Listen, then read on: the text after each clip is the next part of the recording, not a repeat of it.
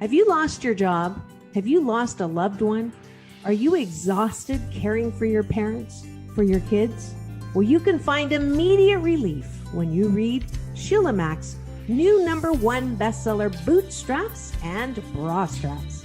It contains the Boots formula to move from rock bottom back into action in any situation, especially right now.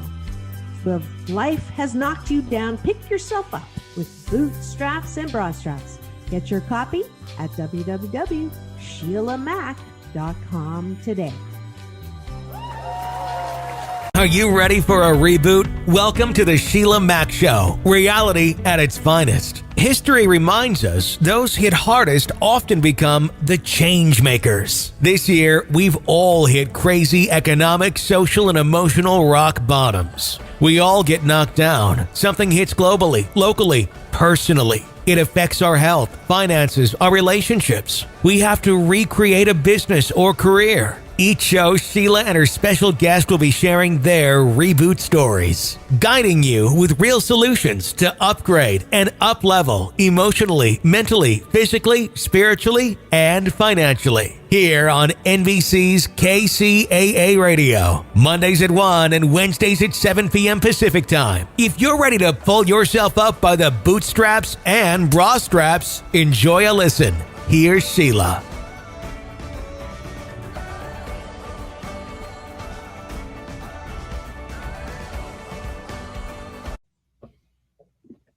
Welcome to the Sheila Mack Show, reality at its finest. Here we have real people sharing real stories and actionable steps to help you reinvent, rebuild, and reboot your life on your terms. I'm your host, Sheila Mack, and today we have special guest Tullio Siragusa. He is an expert-level certified life coach, a pioneer of disruptive technologies, an emotional intelligence thought leader, futurist speaker, and author. For the past 30 years, Tullio has built world-class leadership teams and technology companies and startups. He currently serves as Chief Strategy Officer at Nearsoft, co-produces and hosts DojoLIVE, and he also hosts Rant Grow, an entertaining and heart-centered reality podcast where each episode explores people's personal blockages and how to powerfully move forward with careers, relationships, and self-realization by developing healthy habits. He's also the founding member of Radical Purpose, a social justice movement. Tullio is a strong supporter of human dignity in all aspects of life, including freedom in the workplace. All right, welcome to the show, Tullio. Thanks, Sheila. Great to be here. Thanks for having me on with you. I'm looking forward to it. All right, so this show is based on my new best-selling book, Bootstraps and Bra Straps, the formula to go from rock bottom back into action in any situation. And this year, we have had almost every imaginable situation hit us. So I would love for you to start sharing with the audience a tough situation that you had in your business or personal life and how you overcame that situation and got back on track. Yeah, sure. Great titles, by the way. Glad to be here. I think for me, I'd have to go back to the last time we all faced some critical challenges, which was 2008, 2009. That was a very transformative time for me. I was building a company out of the UK and was doing quite well, progressing along. Universal McCann, which is one of the largest agencies in the world, called it the next thing now, and proved the model, was basically building what a next gen mobile social networking before we had smartphones and applications. And a lot of progress, a lot of success, ready to raise Series A to make this thing explosive, and the markets collapsed. In the UK first, in Europe first. And I thought, how long can this last? 6 months? I'll put some more of my money into this thing, right? I had a chip on my shoulder, was my first time entrepreneurial venture. I'm going to make this thing, this huge unicorn. It's going to be awesome. And so I put in more money into it.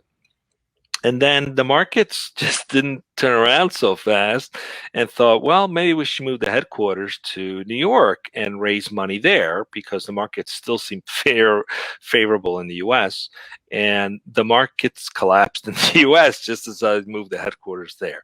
So fast forward a couple of years, I found myself out of a few $1 million and bankrupt. And it was very difficult to accept that kind of what I called at the time defeat. And I had created this persona around the successful executive who walked around with a black American Express card and had the Victoria's Secret girlfriend, and this checklist, I call it, of all these things that I brought into that are supposed to make you happy and fulfilled. The house and the flat in London and in New York, and the cars and the motorcycles, and you name it. I was living it. And then I lost it all. Like, it felt like it was overnight, but it happened over a period of time. And I looked at myself and said, I don't have the checklist anymore. So what is my source of satisfaction and fulfillment? It's gone. The whole checklist is gone. So I had to dig in deep and find that sense of fulfillment inside. And so while it was defeat and devastating to my ego, it was the greatest gift I've ever received in my life. Wow. Because it awoke in me the understanding, through also a lot of coaching and mentorship and pursuing a spiritual path, to try to understand what the heck is going on. Why did this happen to me? How did I get here? What am I supposed to learn from this? That really woke in me this understanding that everything in life is there's no permanence. And the more we learn to adapt, the better we're going to be. The more we look at failure as learning opportunities, the quicker we're going to bounce back. So while I was living through this, the bounce back didn't happen overnight. It took some time. It took several years. And the reason it took several years is because I was in the denial stage of what was happening a lot longer than I needed it to. But that's how big my ego was, that I couldn't allow myself to just accept what had happened and learn the lesson from it, look at the opportunities that I could grow from that, and move forward. It took several years to grind myself into seeing those lessons and seeing those opportunities. And I essentially reinvented myself. While this was happening, I worked on 2 books. I published them, and it was my way of trying to just get some consulting work and keep myself afloat. But in the process of doing that, I learned a great deal about myself. And I learned a great deal about what it takes to really dig deep and find the true source of your fulfillment, which is inside. And so eventually, as I look back now, 12 years later, as I look back now, I see it as just a great learning opportunity that happened to millions of people at the same time. So I felt like I was part of a master class with millions of other people, where we all just got like thrown off the boat, and we had to learn to save ourselves without any kind of help from anyone, except for a little bit of faith and some really hard work and not giving up swimming till you get to shore. And so in essence, what's happening right now in 2020, to a lot of people, it's similar, right? People have lost loved ones, people have lost their business, people have lost their livelihood. And it's easy to say, well, I had nothing to do with this. I'm a victim of circumstances from this virus, this pandemic. And what I've learned is there are no victims, there are no circumstances. There are just opportunities to say, okay, this is happening. It's happening to me. What do I need to learn from it? Because some people have not been affected by this a whole lot, right? They have not financially been affected. They have not physically been affected. They certainly have been affected in terms of emotion, etc., but not as much as others, right? So why is that? Some people get affected by these things, some people don't. And for those who get affected, you have to ask yourself, just as I did, Why is this happening to me so I can grow? Mm-hmm. What's the lesson for me from this that I can take and transform and become a better person? And sometimes the lesson come in really like what I call 2x4s right between your eyes. You know, you get a little nudges from the universe. It's like, hello, you're driving a little too fast. I'm going to get you pulled over and get you a warning by the cop. Then you're driving a little too fast. I'm going to get you pulled over and you're going to get a ticket. Uh-huh.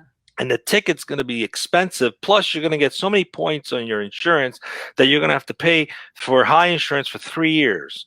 Those are still nudges. Mm-hmm. And then, you know, you're not paying attention. You're still driving fast. Next thing you know, you crash and you break your back and you're in the hospital for 6 months. And you're like, oh my gosh, I had an accident. Was it really an accident? Didn't you see the nudges that happened in the 2 years prior that were warning you to slow down?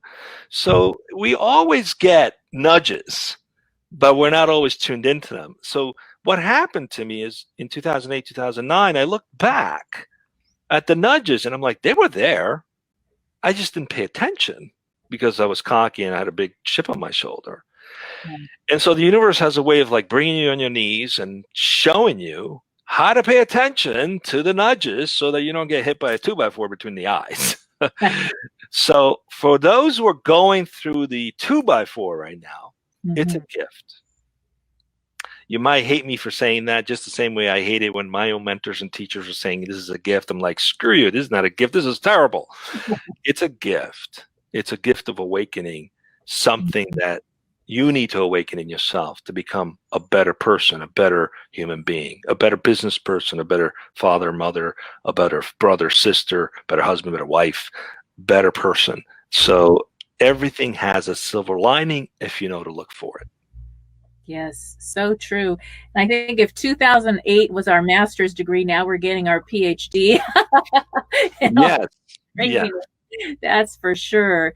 And one of the things that I found was that, you know, as we're now sent to our room on the universal pause, it is definitely, and now we're going back on lockdowns, depending on what state you're in. Nevada's talking about it. California is kind of on the verge. So we'll see what happens.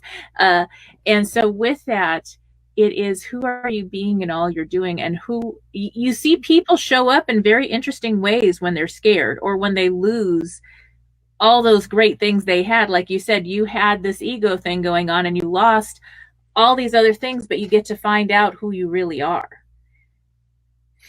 Exactly. And you have to be open to it. And even in my upcoming book, I talk about this in one of the chapters, that going through a downfall, going through a disastrous awakening is a gift. It's a gift because it means you can handle it. Right. It means you have what it takes to get past it. So some people robotically go through life just, you know, going through the motion. Some of those people are very successful, but they're not multidimensional.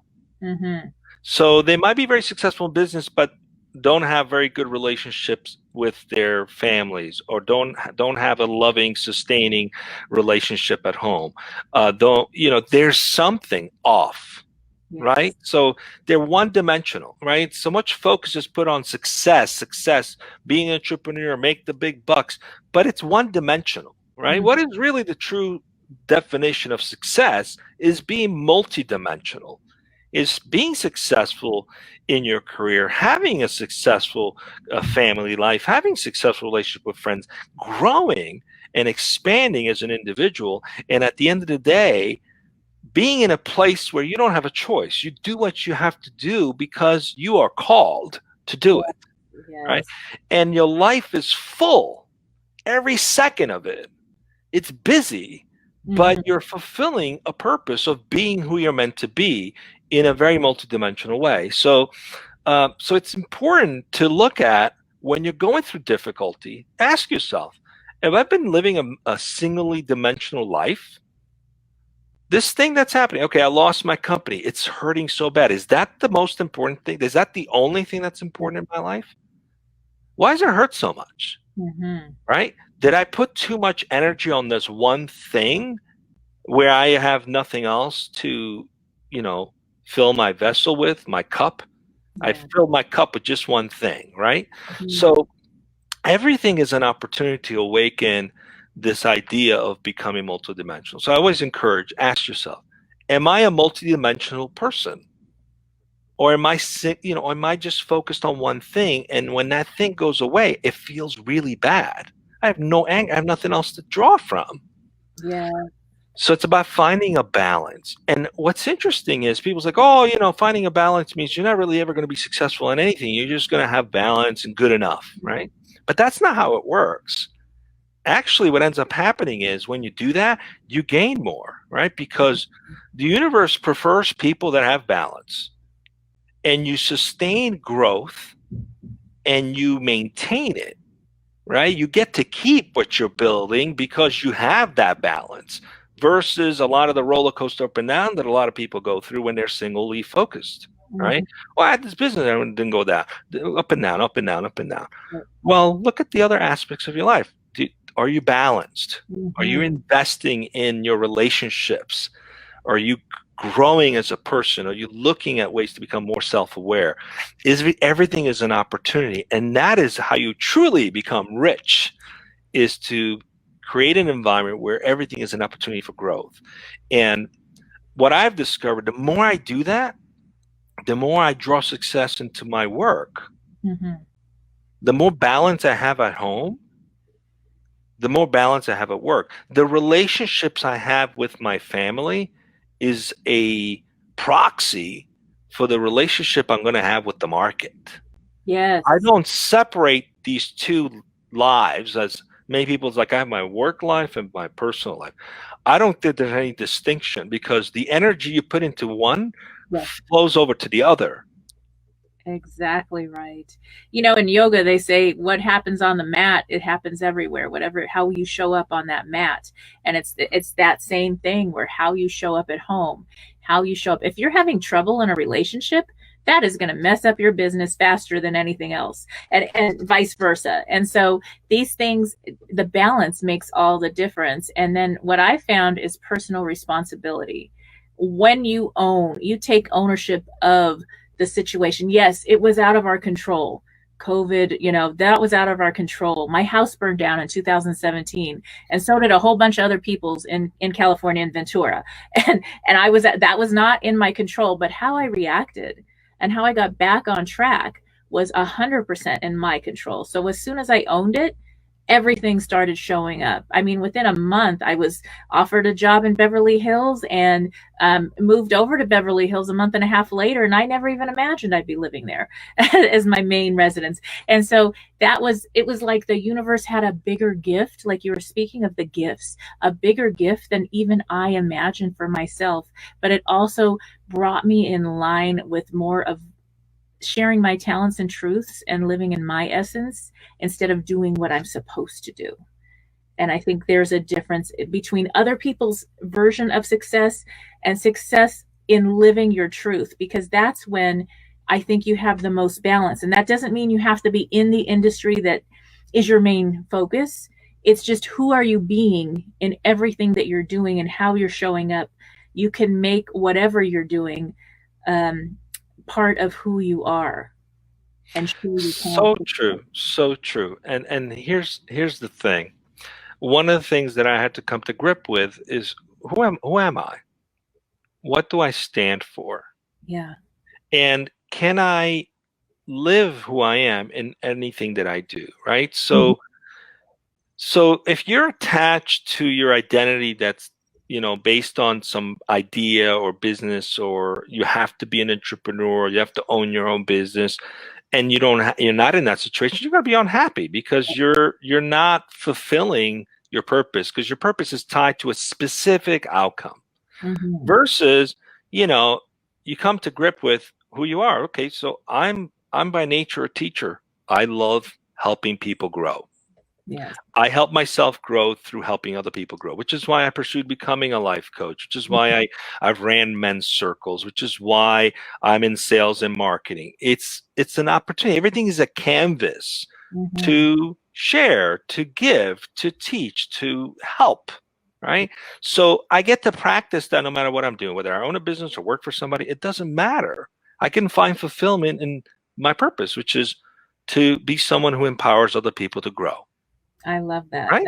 So it doesn't matter what I do. I get to do that no matter what I do. Yes. I can be fulfilled in no matter what I do. So when you shift the consciousness from being attached to a specific external outcome versus being attached to who you genuinely are, the energy you want to put out, what you want to fulfill for yourself as a person, as an individual, then you can fulfill that anywhere because you learn to fulfill it anywhere. And to do that, and you said something interesting earlier, recognizing the gifts, right? To do that, you have to get to a place to love yourself enough to know that you are deserving of the gifts, right? One thing that I discovered when this whole thing happened is I had this mindset of reward and punishment, which unfortunately a lot of us do, you know, coming from a very sort of religious, dogmatic background of the world, right? For thousands of years, right or wrong, hell or heaven, right? However you've been raised, it's ingrained in our mindset that, you know, I'm being punished because I did something wrong, right? So there's no reward coming out of the chaos because it's a punishment in your mind, right? So I had to change my relationship to recognize, no, this is happening for my benefit. This is not just a nudge. This is a push. This is a 2x4 between my eyes to wake me up, right? So to wake me up to the gift that's waiting right around the corner from this, because I didn't have the courage to do it on my own when I got the nudges. So now I've been pushed into it. And like you said, the sooner you accept that, instantly the right thing comes around and you don't have to suffer for months on end or years on end because you have accepted the gift that's there for you.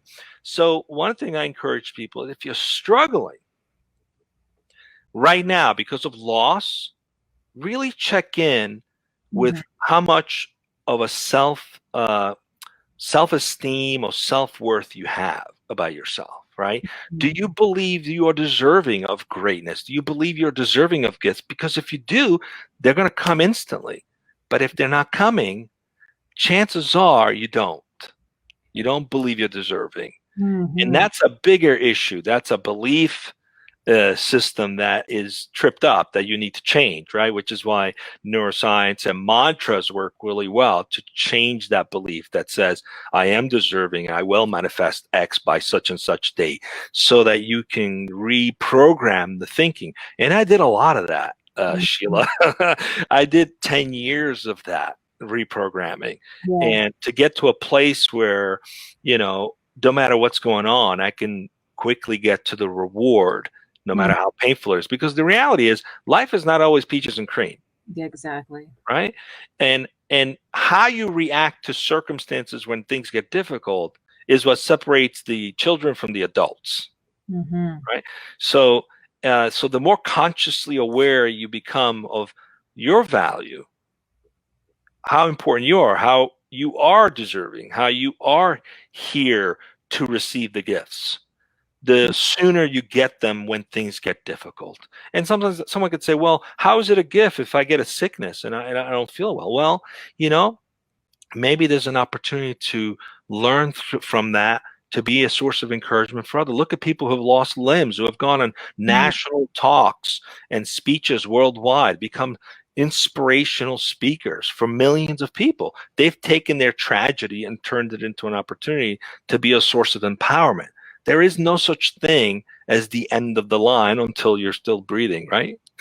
When you're not breathing anymore, that's the end of the line. But if you're breathing, there's always some opportunity to look for the silver lining, even when it's really difficult. And one thing I loved is one of my mentors says, don't say, why is this happening to me? Say, I get to overcome this, right? That's Stephen Meltzer. He says, I get to overcome this. I get to means it's an opportunity. So it's a context shift. It's a mindset that no matter what you're facing, you're getting to face it because number one, you can. Number two, you have the gift to get past it. And number three, something better is around the corner the minute you acknowledge that it is an opportunity. Yes, so true. I mean, think about, everybody knows somebody that you meet, and then 20 years later you see them again. You haven't seen them in 10, 20 years, and there they are, stuck in their bad situation that happened 20 years ago. I got divorced, I lost somebody, and they live there because they didn't retrain their brain to move forward past that situation. And they're getting something out of it. People feel sorry for them, whatever it is, I don't know, but they're stuck. They really haven't grown or changed since that particular event. And there's other people that have used a lot of work. They've had to, maybe they needed to get therapy, and that is okay. They asked for help when they needed it.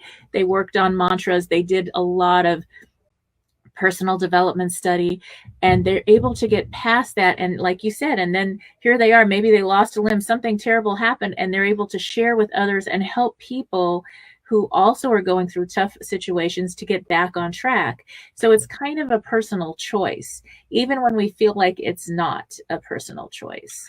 It really is. I always say, ask yourself, what's the paycheck?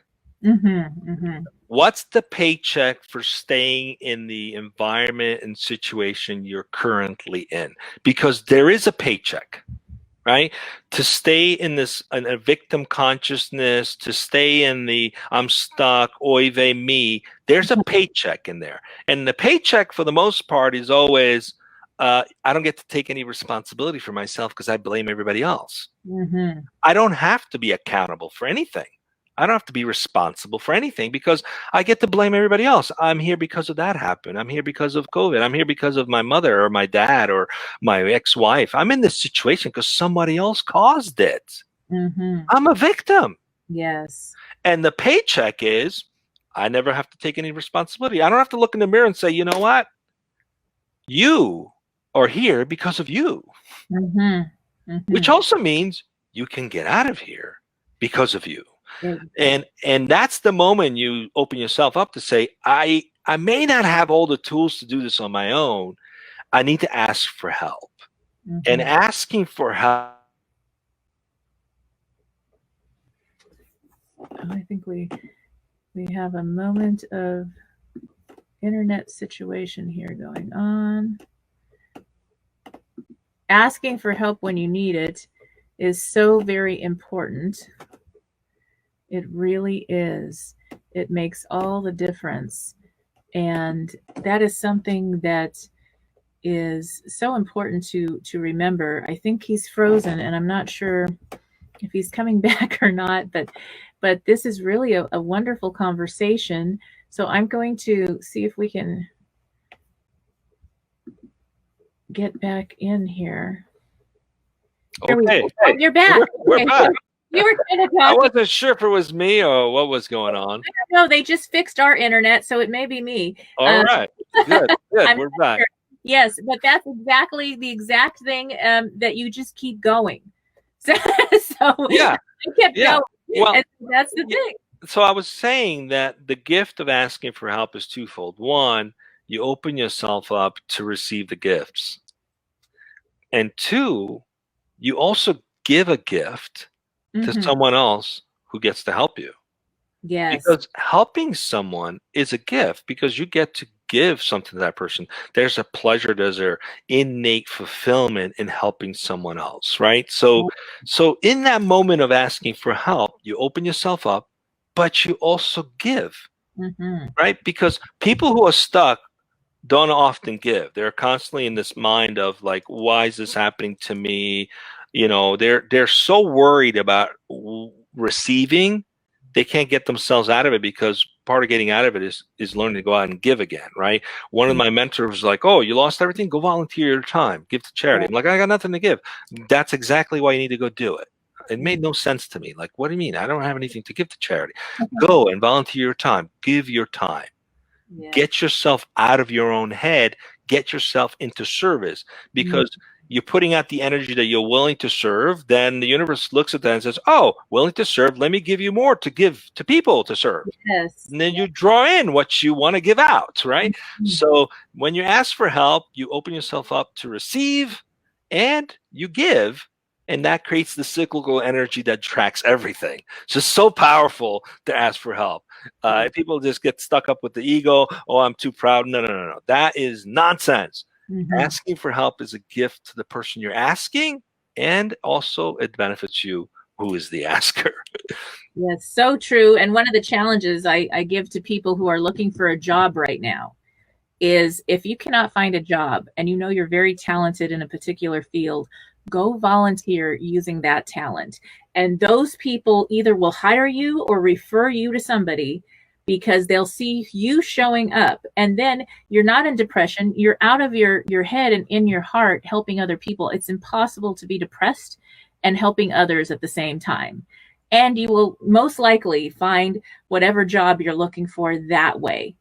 So that really helps. And then the other thing I always share on my shows, when we talk about asking for help this year, most people don't know about this. I think about 60% of the people I survey don't know. Have you heard of 211? Tullio? No. See? I don't. This is really important. It's not like 411 for something else? Yes, it's like the new 411, the information for resources. This is available in every state in the United States, as well as every province in Canada, and it is 211. So if you Google 211 and California, Nevada, wherever you're at, you will get all the resources you need. If you need to get food on the table, if you need to get out of an abusive situation, if you need help finding a new job, health insurance, all kinds of things that you may need right now that you have never needed in your life because of COVID, whatever, you're going to take action to start getting those resources, get some good books, do some self-help, get out there and volunteer. And before you know it, you're going to be back on track better than before, and hopefully on purpose and on your terms this time. So that really helps. Even if you just want to keep that 211 in mind, you can help a friend, give them kindness. Today is Kindness Day. Help them, but then to give them resources that you may not be able to offer. Just that information that they don't have could really save a life. That is great. Just learn something new. See, there we go. I love it. I love it. Yeah. You know, like you said, it's so important to give of yourself, to go out and give of yourself, because that is how you sort of jumpstart yourself out of being stuck. You just stop thinking about yourself so much and you focus on someone else, and in doing that you draw in the right kind of energy. So I highly encourage to do that. The other thing that worked for me is, there's sometimes certain situations you have to face, right? There are moments that you have to allow yourself to feel through whatever pain you're experiencing. Don't rush out of those moments. You cannot rush, because otherwise they turn into trauma that stays with you and wounds that haunt you later. So one thing that I learned is, give yourself a timeline for how long you're going to let yourself wallow in it. Right? So I would say I give myself 24 hours to be depressed and 48 hours to wallow in a situation. And then when that is up, I whether I'm ready or not, I got to get past it, because I have a life to lead, right? But I'm going to use that time and introspect and listen to my inner self and see what I learn and what I gain from that, and what healing I need to do in that time frame. And of course, if you've lost someone, you don't get to predict when that happens, right? You don't get to pick, these are the 48 hours I'm going to do this, because it just comes in waves, right? You lost a loved one. You know, the mourning process could take years, and it comes in waves when you least expect it. But it's important, at least for me, that what's worked for me is to remember to give yourself a deadline for how long you're going to allow yourself to stay depressed or to wallow. And for me, it's like, I'll allow myself to stay depressed for 24 hours and then cut it off, or wallow in a situation for 48 hours and then cut it off, because that is the maximum that I can afford to give to it. Otherwise, it takes over your life. So don't run away from it and go hide and drug yourself out of it, sex yourself out of it, gamble yourself out of it, because that doesn't work. That's just temporary fixes. You know, the problem with those things is they don't last. If they lasted, great, you do it every day, right? But they don't. So unfortunately, to me, it's not a sustainable solution. So A sustainable solution is facing the problem, not being afraid of feeling the pain, but giving yourself a timeline for how long you're going to feel that, because, you know, you got a family to take care of. You got people that are counting on you. You got to keep moving forward. Very true. So I have 6 children. I adopted 3, and 3 are mine, but they're all mine. They're all grown. And last Christmas time, I lost my youngest son. He passed away. He had Wolff-Parkinson-White syndrome, which is a heart condition, since 5th grade. They did ablation on the heart, and they said, oh, he could live forever, you know, long, basic, regular life, or you don't know. We don't know. It's one of those kind of diseases that happens. And he slept at grandma's and didn't wake up. And we took time off. I had my kids back home. We spent a few months. I put my book on hold. So, you know, until I got everybody kind of situated, my kids were super close. They were the best of friends. We have a good family. And so it was hard on everybody else. And as the mom, I had to show my kids, yes, honor your feelings. We have a punching bag. We're going to grief therapy. We're going to do all the things we need to do. But then I had to keep going for everybody else too. So I had to have that balance. If you're going through something really tough like that, that doesn't mean that things are not going to still show up for you. You have a time frame. We did give it, I ended up having my book out. It was supposed to go out in January. It came out in August. It still hit bestseller. So it's fine. It didn't change anything, but I needed the healing time. I needed to make sure all the kids were healed and moved. Some of them moved, and different things happened between the COVID and schools closing and losing a loved one. And so it's one of those things where you prioritize and how you share about it and talk about it. I tell my kids now, you know, we may be triggered again for Christmas. I mean, I won't be surprised.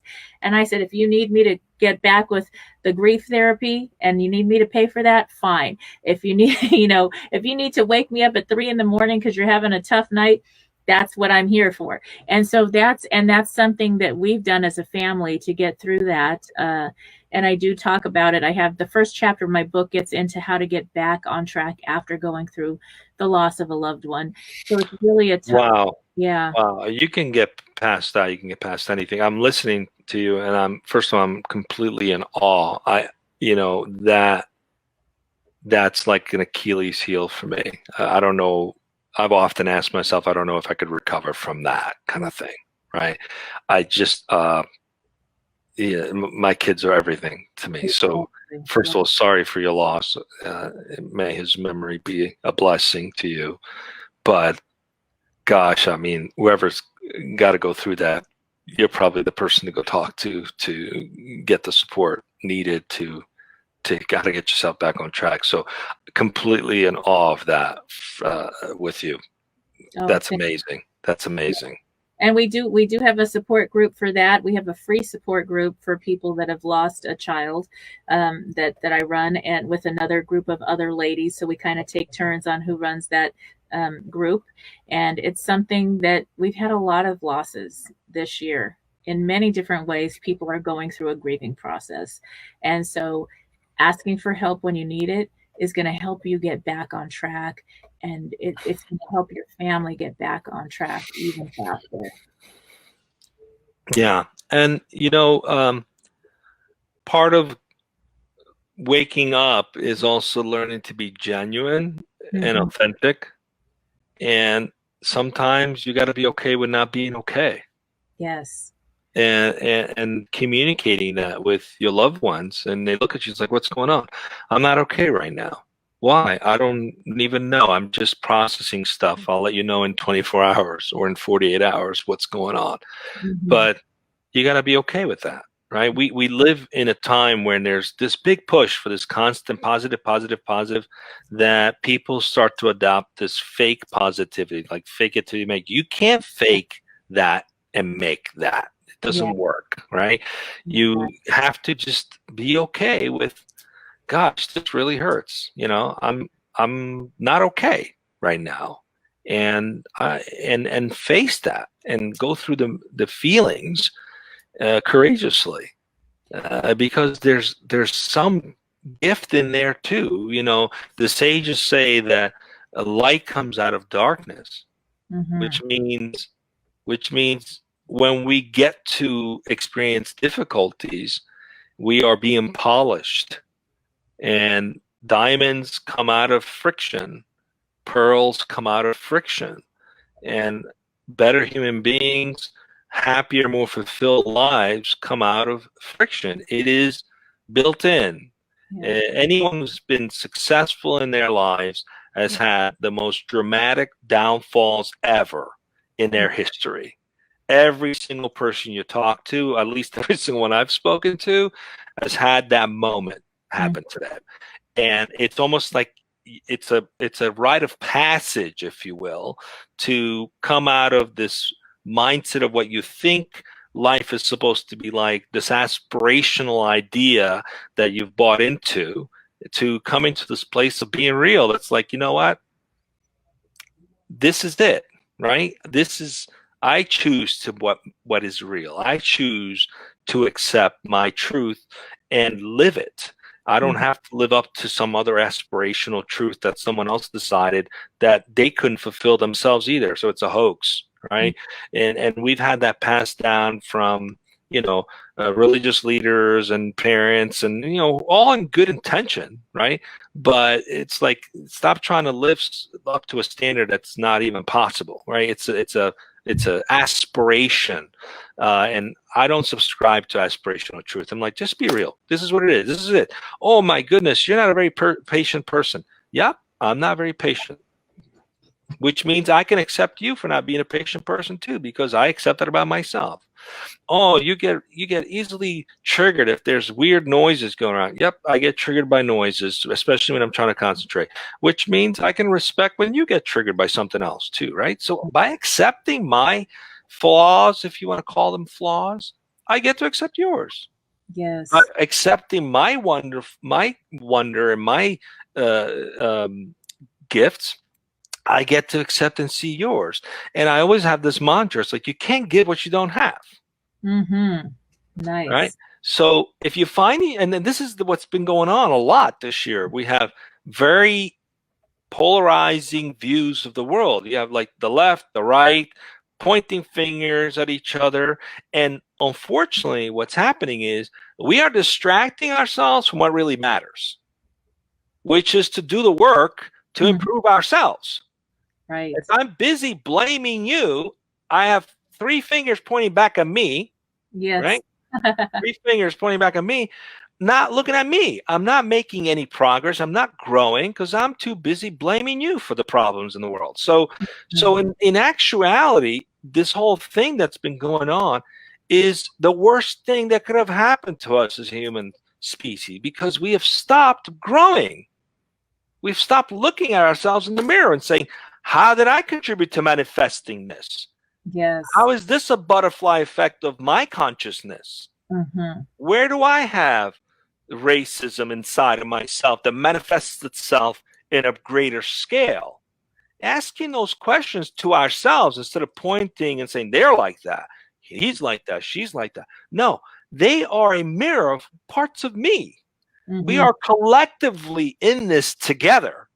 And the minute we start to look back in the mirror and saying, what do I need to change? What do I need to grow? How can I be better? How can I be better and accept differences and accept myself? Where am I at violence with myself, right? Someone who's like perhaps gay and lives in the closet, that's a violent with yourself. Yes. You're not living in truth. So that violence you have with yourself, having to hide and do all these things, manifests itself in violence in the world. Yes, you actually, your own behavior, you not accepting yourself fully as something like that, you actually manifest negative energy in the world. So we owe the world to be authentic, to be genuine, to be our truth. Right, definitely. And then life is easier. No matter what's happening, when we're in our truth and our essence, life is easier because we're aligning with those people that align with our values and our purpose and our mission in life.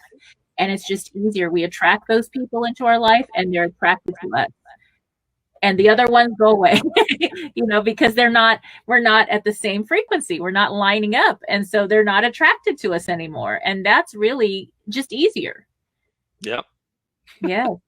Exactly. So I'd Like love, attracts like. yeah, exactly. And so I'd love for you, we're coming to the end of our time here. So I'd love for you to share how people can reach you, listen to your podcast, get your books, maybe work with you. Very simply, just go on TullioSiragusa.com.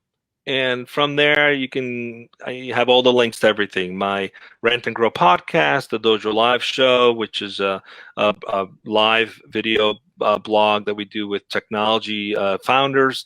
My speaking, everything is right there. I have a blog that comes out every week on the site, and the blog gets syndicated by Business Brief magazine, and also now I'm a contributor to Positively Positive magazine, which reaches 4 million people a week. So everything is from TullioSiragusa.com. All the links are there. Everything you need to know is all there. Wonderful. All right. Well, thank you again for tuning in, and thank you for being a guest, Tullio. And we will be back after these messages. Stay tuned. Thank you for having me. If you are just tuning in, this is the Sheila Mack Show, reality at its finest. Here we have real people sharing real stories and actionable steps to help you rebuild, reinvent, and reboot your business and personal life on your terms. I'm your host, Sheila Mack, and we are here today on NBC's KCAA Radio, the station that leaves no listener behind. Today, we are focusing on how to get back on track and reboot this year as we actually heading into the holidays and our new year. And many of our states and globally, actually, countries are starting to go back onto lockdown. So with that in mind, this is an interesting and possibly difficult season for some of our family, friends, and loved ones who may never have ever had a tough situation like this year. So keep this number 211 in mind. This is something that you can Google 211 and your state, and you will find resources that each state provides and province in Canada. 211 makes it easy to find food, housing, job training, after-school programs, and so much more. And the most important thing is that I would say 60% of the people I've surveyed have never heard of this valuable resource. So if you have a place of work you're still going to, ask if they can post this. A lot of times people don't really ask for help when they need it, but if they see a sign like this, they're more likely to go to a public health agency or help agency to get help getting meals on the table, help with transportation, income assistance, utility assistance, help with housing, health care, mental health, which is so important, especially this year. And it actually makes work a lot easier when your coworkers have their needs met. Obviously, it may be that they're a 2-income family, and even though they're working one job, they still aren't making ends meet this year. So this is really important to share. Even if you don't need it yourself, keep it in mind for family, friends, loved ones, someone you find in the community that may need resources. I think obviously prayer works, blessings work, helping people, a listening ear, being kind. Kindness is so valuable this year. Lots of people are kind of divided about so many different issues, and as we unite in humanity and help each other, this is going to make all the difference. And you're able to give what you can. You can give a smile, you can give a listening ear, but then to be able to say, and hey, here's a resource to get food on your table or help you with housing right now. And so I think that 211 is just invaluable, and I have to share it as much as I can because I believe it will help people out there listening. So keep that 211 in mind. And now I'd like to get into a couple of Dear Sheilas because we are heading into the holidays. I'm going to share a few Dear Sheilas that kind of touch on some situations that might occur during. Welcome back. If you are just tuning in, this is the Sheila Mack Show, reality at its finest. Here we have real people sharing real stories and actionable steps to help you rebuild, reinvent, and reboot your business and personal life on your terms. I'm your host, Sheila Mack, and we are here today on NBC's KCAA Radio, the station that leaves no listener behind. I'd like to transition now into sharing a little bit about lifestyle design on your terms. So this is an excerpt from the book Bootstraps and Bra Straps, the formula to go from rock bottom back into action in any situation. This book is now a bestseller and is available on Audible, Amazon, and at www.sheilamac.com. So grab a copy of the book. This is my birthday month, so this month I actually will be donating an additional copy for each book sold, whether it's Audible, Kindle, or a hardcover book, will be donated to women in shelters, and I'm also donating free courses to those ladies that need help rebooting and reinventing their lives. So take a listen now to Lifestyle Design. The silver lining in the cloud is that now you get to redesign your life. Life has its ups and downs. Situations happen that we wish wouldn't, but when they do, we're left with a clean slate. We're starting over. Starting over is such a gift. Yes, we went through hell. You didn't want to go through that stuff. You didn't want to have a serious illness, get divorced, file bankruptcy, or have a loved one die. It was hard, but it served a purpose, and now you get to design your perfect life, your vision, and live on your own terms. Sometimes in the storm, in chaos, as you start redesigning your life, even if you're still healing or transitioning, you're pulled out of that situation a little faster because you know where you're going. Even if your situation wasn't in your control, you still get the gift of the opportunity to re-examine your life. When you're going through chaos, it's empowering to find the calm in the center of the storm. If you get centered and see where you're going and start to design your life, then you can have more calm even though you still have to finish walking through that storm. Knowing that it's really tough right now, but that shift is never going to happen again, or if it does, you're going to be ready, gives you hope. When hope shows up in your life, you reach a higher level of energy and vibrational frequency. When you have hope, you're not in survival mode anymore, and you use that hope to live the life you want to live. Prioritizing yourself makes a night and day difference. Stepping away from the rock bottom situation allows you to clear your head and refocus, giving you the clarity to see some really good solutions because you're not focused on the negative and your to-do list. Once you're relaxed, you'll see clearly what you need to do. Then later, you look back and see that you redirected how you were living your life. You got healthier and happier. You started doing all the things you had always wanted to do but kept putting off until someday. You show up in gratitude and receive all that love energy. That positive love energy clears the way for your new life. Give yourself permission to receive it and then give back the gift of gratitude. The biggest healing comes from self-love. Say yes to yourself and to what your heart really desires. Activity. Design your dream week. Sometimes we wish for the perfect week, a week straight out of a dream, one where only the best version of you shows up. You go to sleep on time. You wake up feeling refreshed. You follow your healthy routine, take time for your wellness, and have amazing quality time with the person you're in a relationship with, your children or your pets.